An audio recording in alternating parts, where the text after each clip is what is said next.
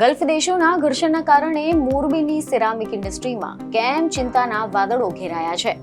શું હોર્મુઝની ખાડીમાં તણાવથી મોરબીના સિરામિક કારખાના ખરેખર બંધ થઈ શકે છે? ગલ્ફ દેશોમાં યુદ્ધ થાય તો ગુજરાતના ખેડૂતોના પાકના ભાવ કેમ ઘટતા હોય છે? મોરબીની ટાઇલ્સ ઇન્ડસ્ટ્રી માટે ગેસ આટલો મહત્વનો કેમ છે? મુન્દ્રા અને કંડલા બંદરોમાં અટવાયેલા કન્ટેનરો પાછળ શું કારણ હોઈ શકે? જો ગલ્ફ માર્કેટ અસ્થિર રહે તો ભારતની નિકાસ પર કેટલો મોટો ઝાટકો લાગી શકે છે? તો ચાલો આ મહત્વના સમાચાર પર ડિટેલથી જાણકારી મેળવીએ. નમસ્કાર દર્શક મિત્રો, @ગુજરાતમાં આપનું સ્વાગત છે. તો દર્શક મિત્રો, દુનિયા ઘણી વખત એવી ઘટનાઓની સાક્ષી બને છે કે જે હજારો કિલોમીટર દૂર બને છે, છતાં પણ તેનો પ્રભાવ લાખો લોકોના જીવનમાં દેખાઈ આવે છે. ઘણીવાર આપણે સમાચાર સાંભળીએ છીએ કે મધ્ય પૂર્વમાં તણાવ વધી રહ્યો છે, ક્યાંક યુદ્ધ જેવી સ્થિતિ છે, ક્યાંક હવાઈ હુમલા થઈ રહ્યા છે, તો ક્યાંક જહાજોને ચેતવણી આપવામાં આવી રહી છે. સામાન્ય માણસ માટે આ સમાચાર માત્ર રાજકારણ કે પછી આંતરરાષ્ટ્રીય મુદ્દો લાગે છે, પરંતુ હકીકતમાં તો આ સમાચાર આપણા રોજિંદા જીવન, આપણા દેશની અર્થવ્યવસ્થા અને આપણા ઉદ્યોગો સુધી તેની સીધી અસર પહોંચાડે છે. તો આજે જે સંજોગો ઊભા થયા છે તે પણ આવા જ છે, કારણ કે તાજેતરમાં જ એવા અહેવાલો સામે આવ્યા હતા કે અમેરિકાએ અને ઇઝરાયેલે સંયુક્ત રીતે ઈરાન પર હવાઈ હુમલા કર્યા. એના પછી આખા જે ગલ્ફ વિસ્તારમાં તણાવ વધી ગયો છે. ઈરાને હોર્મુઝની ખાડીની આસપાસના જહાજોની અવરજવર અંગે ચેતવણી આપી દીધી છે, અને આ જે હોર્મુઝની ખાડી છે તે દુનિયાના સૌથી મહત્વના વેપાર માર્ગોમાંની એક છે. દુનિયાના લગભગ 20% જેટલા તેલના જહાજો અને મોટા પ્રમાણમાં ગેસના જહાજો આ જ માર્ગમાંથી પસાર થાય છે. એટલે કે દુનિયાની ઉર્જા સપ્લાય માટે આ માર્ગ જીવન રેખા જેવી છે. અને હવે જો આ જ માર્ગ જોખમી બની જાય તો શું થશે? તેલ અને ગેસના જહાજો અટકી જશે, શિપિંગ કંપનીઓ તેમના રૂટ બંધ કરી દેશે, ઇન્સ્યોરન્સ કંપનીઓ માટે જોખમના કારણે દર વધારી દેશે, અને આખી જે સપ્લાય ચેઇન છે તે ખોરવી શકે છે. અને આ જ પરિસ્થિતિ આજે જોવા મળી રહી છે. ઘણા બધા શિપિંગ કંપનીઓએ ગલ્ફ દેશોમાં જતા જહાજોને અટકાવી દીધા છે.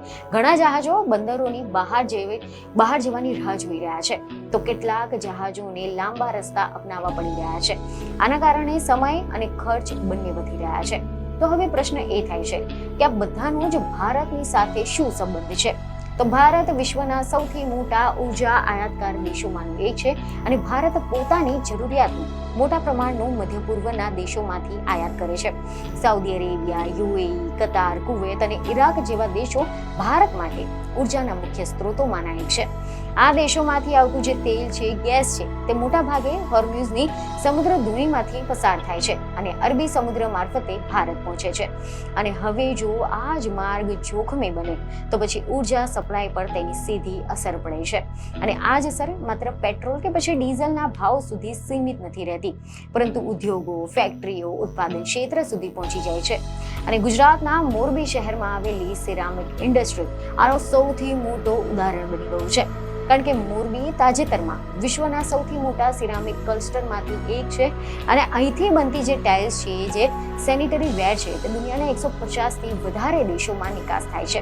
અને મીડિયામાંથી એવા અહેવાલો સામે આવી રહ્યા છે કે મોરબી અને સુરેન્દ્રનગર જિલ્લામાં મળીને લગભગ 900થી વધારે સિરામિક કારખાના આવેલા છે. અને આ કારખાના દર વર્ષે અંદાજિત 20,000 કરોડ રૂપિયાથી વધુ કિંમતના ઉત્પાદનોની નિકાસ કરે છે. અને આ જ નિકાસમાંથી લગભગ 15-20% ભાગ ગલ્ફ દેશોમાં જાય છે. એટલે કે મોરબીની અર્થવ્યવસ્થામાં ગલ્ફ દેશોનું મહત્વ ઘણું મોટું છે. પરંતુ માત્ર બજારો તરીકે જ નહીં, ઉર્જાના સપ્લાય તરીકે પણ આ દેશો ખૂબ જ મહત્વના છે. કારણ કે સિરામિક ટાઇલ્સ બનાવવાની જે પ્રક્રિયા છે તે ખૂબ જ ઉર્જા આધારિત હોય છે.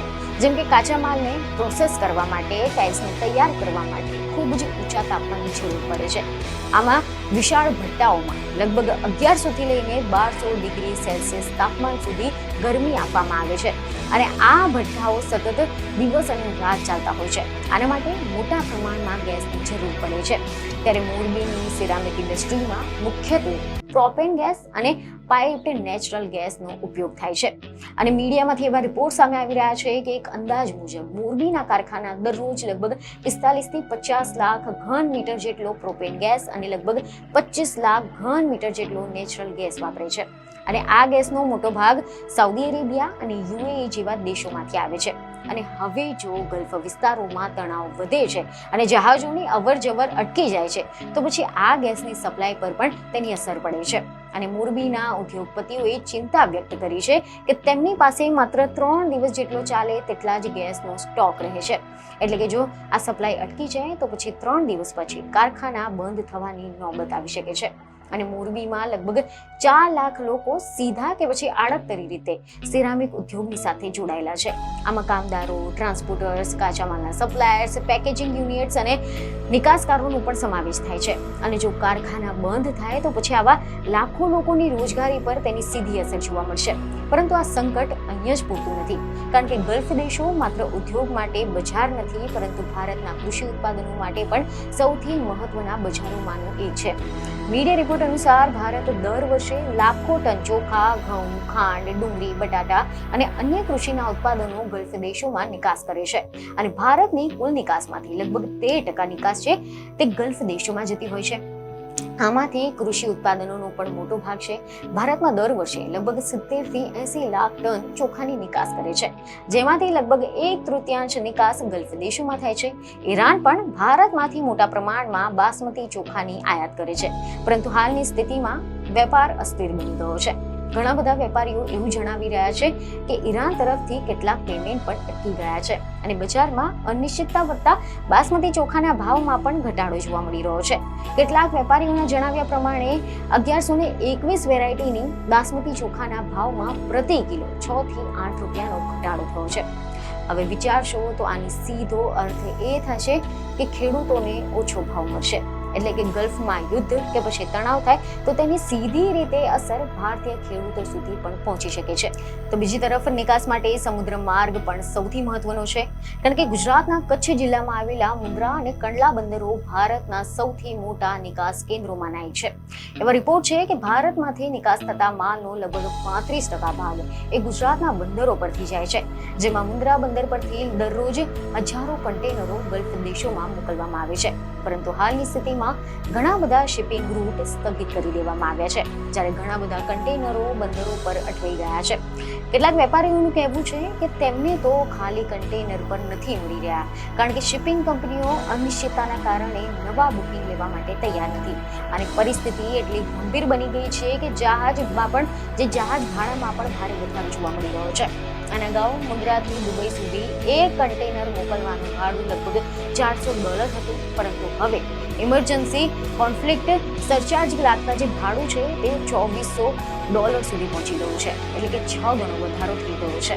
અને આ વધેલા ખર્ચનો સીધો પ્રભાવ વેપારીઓ પર પડે છે.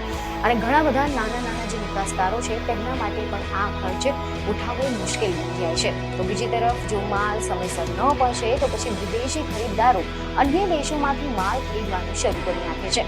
એટલે કે લાંબા ગાળે ભારતનું બજાર પણ ગુમાવી શકાય છે. અને આ સમગ્ર પરિસ્થિતિ બતાવે છે કે વૈશ્વિક રાજકારણ અને સ્થાનિક અર્થવ્યવસ્થા વચ્ચે કેટલો નજીકનો સંબંધ છે. મધ્ય પૂર્વમાં એક સંઘર્ષ, મોરબીના કારખાના, ગુજરાતના બંદરો, ભારતના ખેડૂતો સુધી સીધી અસર પહોંચાડી શકે છે. અને હવે સૌથી મોટો પ્રશ્ન એ છે કે આ પરિસ્થિતિ કેટલો સમય ચાલવાની છે. જો તણાવ થોડા દિવસોમાં ઓછું થઈ જાય તો પછી કદાચ આ પરિસ્થિતિ ફરીથી સામાન્ય થઈ શકે છે, પરંતુ જો સંઘર્ષ લાંબુ ચાલે તો તેની અસર વધુ ગંભીર બની શકે છે. ગેસના ભાવ વધી શકે છે, નિકાસ ઘટી શકે છે, ઘણા બધા ઉદ્યોગો મુશ્કેલીમાં આવી શકે છે. સરકાર અને ઉદ્યોગ સંસ્થાઓ માટે આ એક મોટો પડકાર છે કે કેવી રીતે આ સંકટનો સામનો કરવો. વિકલ્પરૂપ ઉર્જા સ્ત્રોત શોધવા, નવા બજારો શોધવા અને સપ્લાય ચેનને મજબૂત બનાવવાની જરૂર પડશે. જોકે મોરબીની સિરામિક ઇન્ડસ્ટ્રી પહેલેથી જ અનેક પડકારોનો સામનો કરી રહી છે, જેમ કે કોરોના મહામારી, કાચા માલના વધેલા ભાવ, આંતરરાષ્ટ્રીય સ્પર્ધા અને ઉર્જા ખર્ચ જેવા અનેક પડકારો છતાં પણ આ ઉદ્યોગો ફરી એકવાર ઊભો રહ્યો છે. અને હવે ફરી એકવાર એક નવા સંકટની સામે ઊભું છે. પરંતુ ઇતિહાસ કહે છે કે મોરબીના ઉદ્યોગપતિઓ મુશ્કેલીઓ સામે લડવાની ક્ષમતા ધરાવે છે. જો યોગ્ય નીતિ અને સમયસરના પગલાં લેવામાં આવે તો કદાચ આ સંકટમાંથી પણ બહાર આવવું શક્ય બની શકે છે. પરંતુ હાલ માટે તો એક વાત સ્પષ્ટ છે કે મધ્ય પૂર્વમાં વધતો તણાવ એ માત્ર કોઈ રાજકારણનો મુદ્દો નથી, તે વૈશ્વિક અર્થવ્યવસ્થાનો મુદ્દો બની ગયો છે. અને તેની સીધી અસર મોરબીના કારખાનાઓથી લઈને ભારતના ખેડૂતો સુધી દરેક જગ્યાએ જોવા મળી શકે છે. તો આશા છે કે આ માહિતી તમને મહત્વની લાગી હશે, જેથી અમારા વિડીયોને લાઈક અને શેર જરૂરથી કરજો. બીજને ખબરો સાથે ફરી મળીશું. ધન્યવાદ.